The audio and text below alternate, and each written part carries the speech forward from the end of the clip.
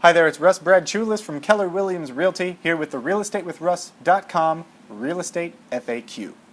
So the question for today is, how do I qualify a buyer who's interested in buying my home? Now maybe you're a for sale by owner and you have someone who's thinking of coming over and you don't want to waste your time, you want to make sure they're qualified. Or maybe you're about to list your home with a realtor and you kind of want to know what they're going to do to qualify buyers. Or maybe you're thinking of having an agent over to talk to you about listing your home and you're looking for things that you should be asking them in the interview process, and this is definitely one of them. So before we actually get into how to qualify a buyer, the most important question is, when do I qualify a buyer? And the answer is before they ever set foot in your home. Why is this? If you have somebody that is unqualified, they're coming into your home as a for sale by owner, it could be a complete waste of time, of yours and of theirs, if they aren't even qualified. So you should always qualify a buyer before they see the property. Now, how do we do this? The easiest way to do it, the first step, is to ask them if they are pre-approved.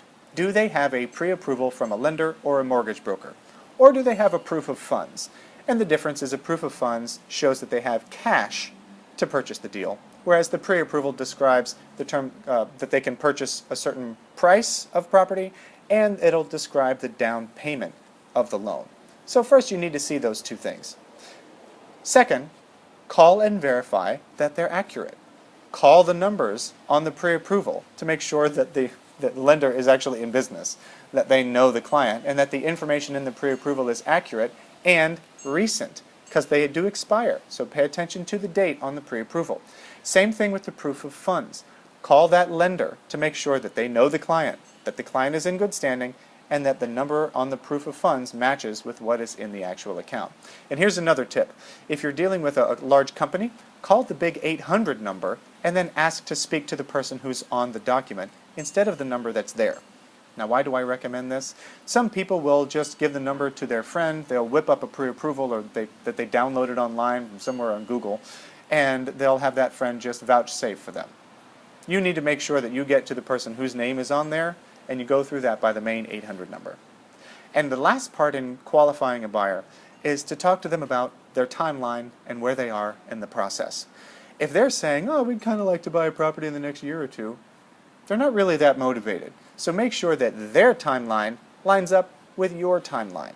And then ask them where they are in the process. How many homes have they seen? Why didn't they make offers on them? Now, this may seem like a lot of work, but that's why you hire a real estate agent. That's why those are the kinds of things the agent will do for you, and that's why you're paying them a commission, in addition to marketing the property to get it sold at the right price, least amount of time, and minimal hassle, so that you don't have to.